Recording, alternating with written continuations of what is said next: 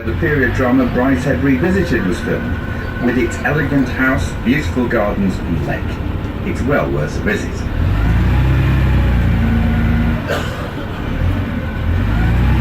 We move into Foss Bank and run alongside York's second river, the Foss, on our left. It probably gets its name from the Latin word fossa, which means ditch or stream. There's no longer any commercial river traffic on the Foss, which was canalised in 1792. Today, those rivers are mainly used for pleasure boats and wildlife, with ducks and geese being common.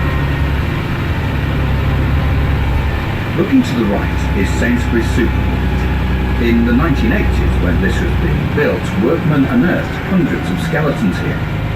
Work was stopped, and an investigation found this site to be the largest Jewish burial site outside London, dating back to 1177.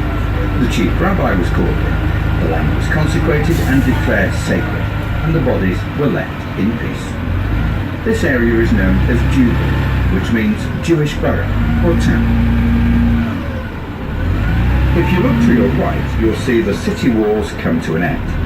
That's because a wall was not needed at this side of the city due to the King's Fish Pool, which formed a man-made defence against attack. This is one of the reasons people think the walls aren't complete. It's because there seems to be sections missing. The wall never completely circled the city, as there was no need for a wall where they met water. There would have been a tower at the end of the wall known as a postern. It was demolished in 1829 to make way for traffic. The red and white building straight ahead of the lights is the head office of DEFRA, the Department of Environment, Food and Rural Affairs.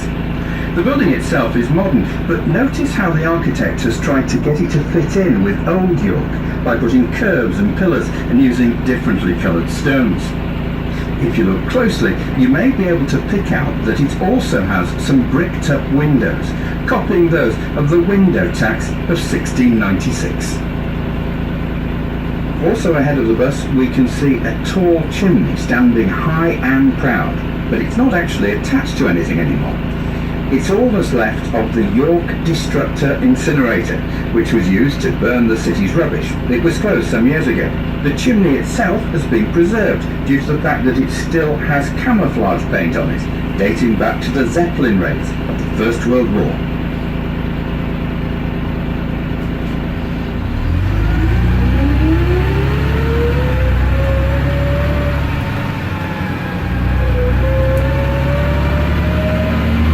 Turn on to Peacehome Green, and on our right is St Cuthbert's Church. St Cuthbert's is mentioned in the Domesday Book of 1086, the book in which William the Conqueror lists all the properties and land he took over when he invaded, so he could tax the locals.